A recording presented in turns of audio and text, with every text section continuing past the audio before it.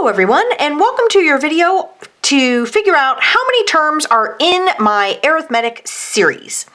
So you remember that we can add up a long string of numbers as long as the distance between those numbers is the same. In this case, our distance is 1, right? Go from here to here, our distance is 1, here to here, our distance is 1, and so forth. And we do that by rewriting our equation backwards, and then adding them up. They all turn into 6s in this case. And so to calculate the sum of this series, we could say 6 times the 5 terms that we have divided by 2, since we wound up doubling our equation. So that will be 30 over 2, which is 15. And indeed, if you add up 1 plus 2 plus 3 plus 4 plus 5, you will get 15. So this we know how to do. Math teachers, though, they're always pushing the envelope, trying to get you to figure out even more. What if I had this series?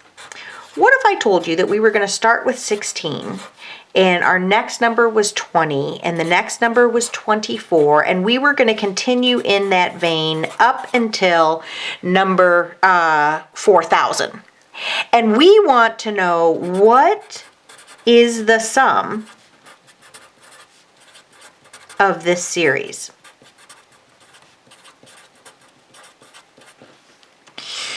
Well, we kind of know how to start, right? We're going to start by saying, okay, that's 4,000.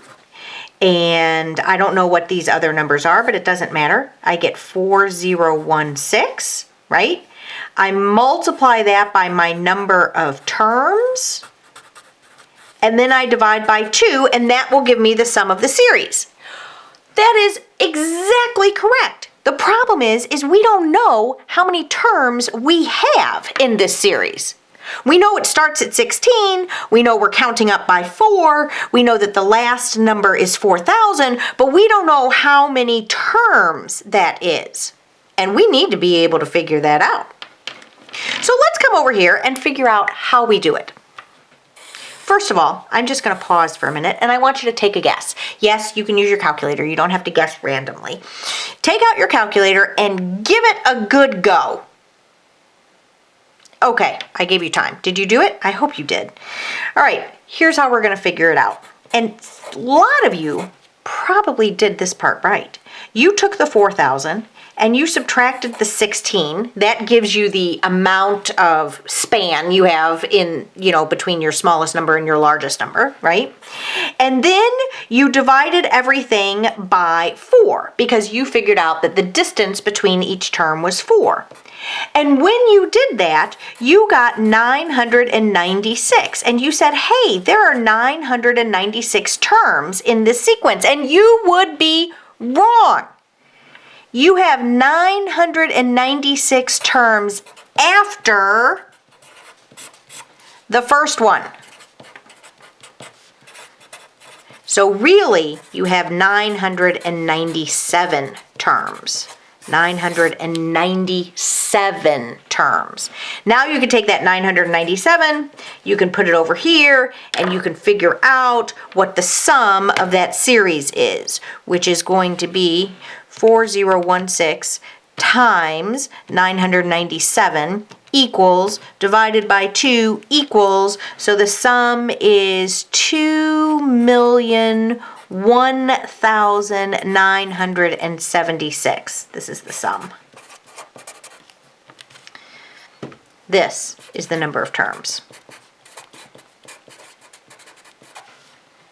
Now, you might be thinking to yourself, I hear what you're saying, but I don't know if I believe you. And I don't blame you. This equation, or this series right here, goes, it counts in a weird order. It counts by 4. I mean, really, who does that? It goes all the way up to 4,000. It starts at 16. Like, the number is big. We just don't have any good intuitive sense of whether or not this is correct. So let's do it again, but let's do it with littler numbers so that we can check ourselves. So in this case, here is our sequence. it is going to be 5 plus 8 plus 11, and we're going to keep going. The last number is going to be 17. The last number is going to be 17. And we want to figure out how many terms are there. How many terms are there?